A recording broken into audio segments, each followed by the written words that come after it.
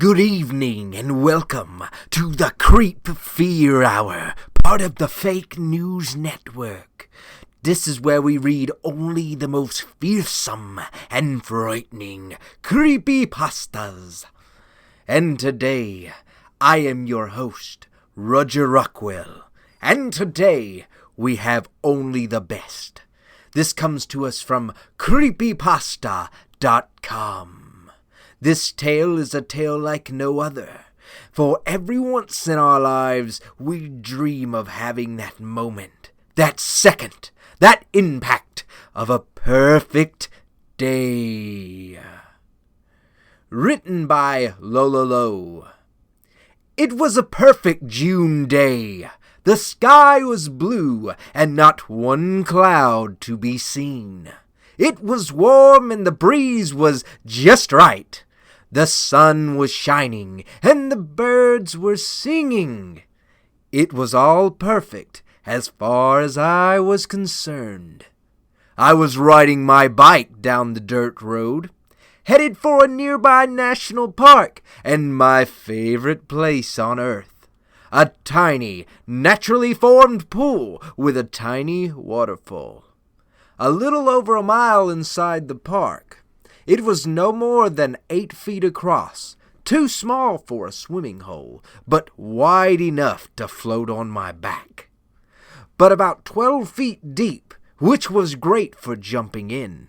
It was my own special place, where I could be alone with my thoughts and no one bothered me. On days like this, it was my favorite place in the world. I pedaled along, enjoying the breeze in my hair. Soon, I thought to myself, I'd be in my pool, hair floating around me, my toes being tickled by the little waterfall. I was so caught up in my daydream, I didn't, at first, hear the car behind me. I looked over my shoulder and saw what can only be described as the classic creeper van. It was off-white, but so covered with dirt and grime that only the upper part showed its real color. It had no windows on the sides, minus the driver and passenger seats, with a sliding door on the right. Total cliché. The two guys inside were also clichés. The driver was fat and looked to be in his 30s, with curly, greasy brown hair, pale, doughy skin, thick, moist-looking lips, and flat, gray eyes. The passenger looked like the poster boy for meth. He was scarecrow thin, with nail marks on his acne-scarred cheeks. His hair was thin, lank, and looked like it hadn't been washed in years. His mouth wasn't more than thin lips slashed across his face. He had nasty, rotten teeth, which I clearly saw, and imagined I smelled when he smiled. In fact, they were both smiling at me. I decided to move over to the side to let them pass me, but instead of passing, they came alongside.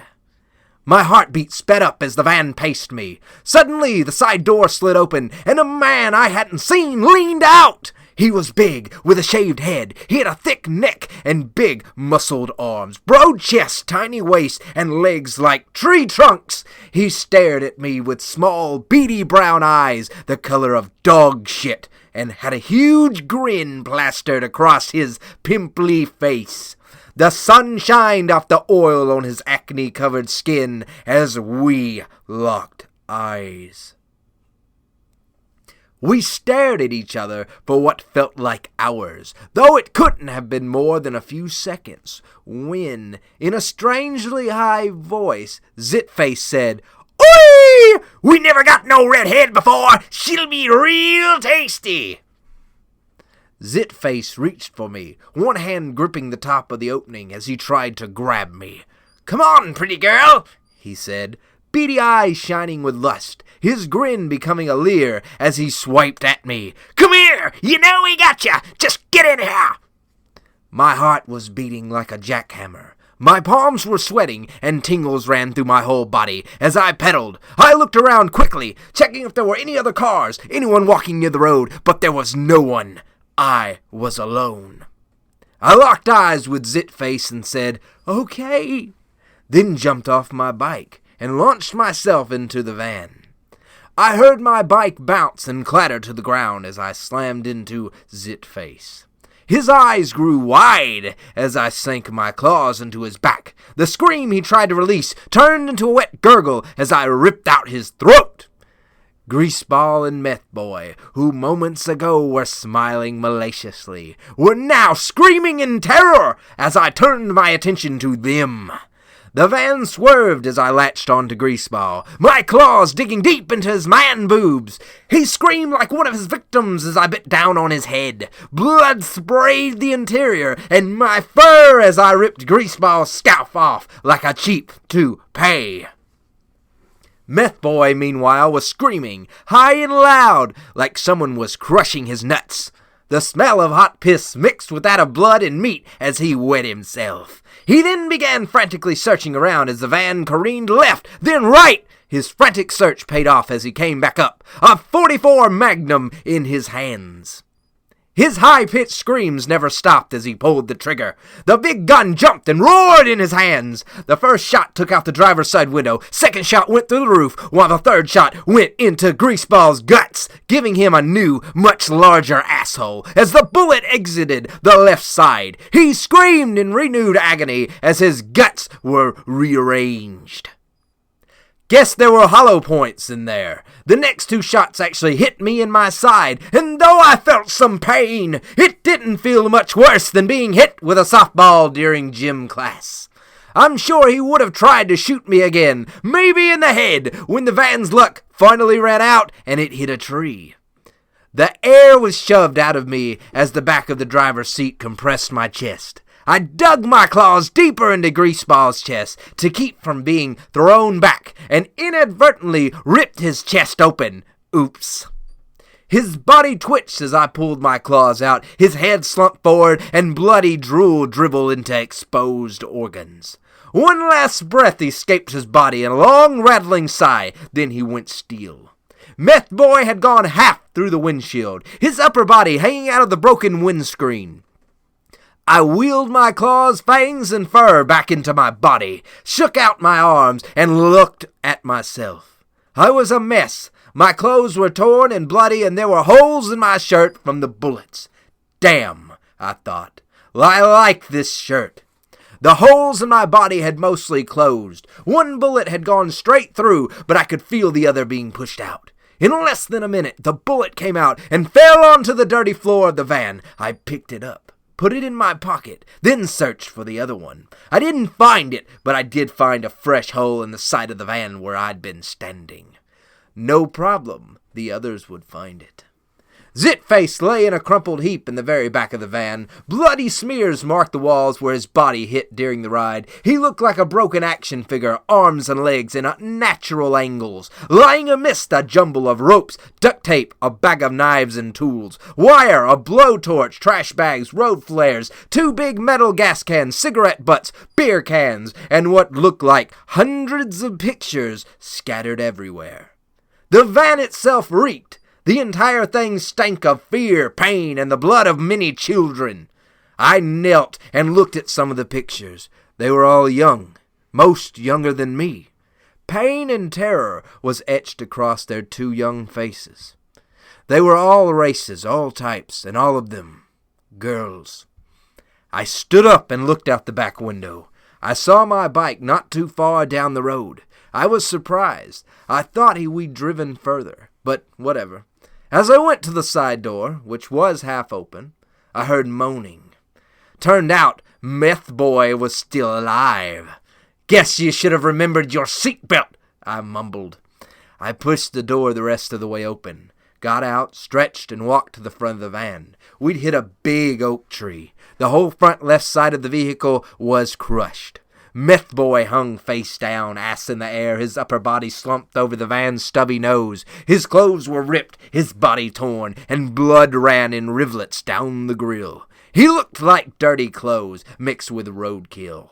He still had the gun clutched in his hands. The smell of meth arose from his body and his blood. It smelled like window cleaner had been poured over raw, bloody hamburger. The smell made my nose burn and itch. Angry, helpless gurgles came from him as I approached. I watched as his body twitched and jerked, and somehow he managed to jerk his head around enough to turn it in my direction. He glared at me through dirty, blood-stained hair, a combination of hate, pain, and fear in his eyes. Whether it was fear of death or fear of me, I didn't know. If he thought I was going to eat him, he was mistaken. I prefer my meat free range, not stuffed full of chemicals, thank you very much. Besides, people taste nasty. "What are you?" he rasped. I looked at him for a moment, considering. Should I answer him? Does he even deserve an answer? "What do you think I am?" I countered. "Not a girl," he rasped. "Monster." I laughed. "Really, you kidnap, torture, rape, and kill little girls, but I'm the monster." I shook my head. "I'm 13 and I'm a little girl. I'm just more is all. Trouble is, you only saw a little girl. You saw me as prey, just like all the other little girls you and your friends took." I looked him in the eye. "But I'm not prey. I was never prey. You and those two cooling piles of shit are the monsters here, not me." I walked over to him and knelt down. He flinched at my approach, even tried to lift the gun, which he still hadn't let go of. Maybe he couldn't, but his arms wouldn't work. "Don't," he blubbered, eyes wide and terrified. "Don't eat me." "Oh, please," I said, rolling my eyes as if I'd eat any of you, with all the drugs and other crap you put in your bodies. I made a disgusted face. "Sorry, so I don't eat junk food." I leaned into him to answer your earlier question. My kind have gone by lots of names over the years, but personally I prefer Shifter or Lycan myself. I grabbed a handful of his hair and yanked his head up. "I'm the mantis in the orchards," I told him coldly. "The alligator under the lily pad. The wolf in sheep's clothing." I chuckled. I couldn't help it. "I'm the thing you never know is there, until it takes a bite out of you." I let go of his hair and stood. "You are not the first bunch of pervs we've had to deal with, and I doubt you'll be the last." I knew it had to be done. I turned and climbed back into the van. I grabbed the 2 gas cans and a couple of flares, and using a rag on the floor, grabbed a big handful of pictures. I leaned out, put 1 can outside, then tossed the handful of pictures onto the ground. I opened the other gas can and poured gasoline all over the inside of the van, making sure to soak both Zitface and Greaseball. When the can was empty, I tossed it into Zitface's body and got out. I took the other can and poured most of it over Meth Boy. "You thought of yourselves as predators, didn't you?" I asked as I poured. "Preying on those who couldn't fight back. You thought you were badasses, but I bet you never went after anyone you thought could fight back. Just preyed on the vulnerable and alone." I poured the rest in a short line away from the van, tossed the empty can into the van, then closed the door. "Now you're the ones who are vulnerable and alone." "Please," Meth Boy begged as he spit gasoline out of his mouth. "Stop! Don't do this! Don't do this!" I tilted my head to the side. "Did any of the girls say that?" I asked. "Did they cry and beg, call for their mommies, their daddies, say the exact same things you just said, while you and your friends hurt them?" I lit the flare, making sure he saw it. "Well, I guess I'm gonna give you the same answer you gave them!" I held the flare over the line of gas. "Bye-bye," I said as I dropped it. The gasoline quickly caught, rushing quickly towards the van and Meth Boy. I lit the second flare and threw it through the broken window, then went to get my bike. "Stupid fucking human pervs," I grumbled as I got on my now dented and scratched bike.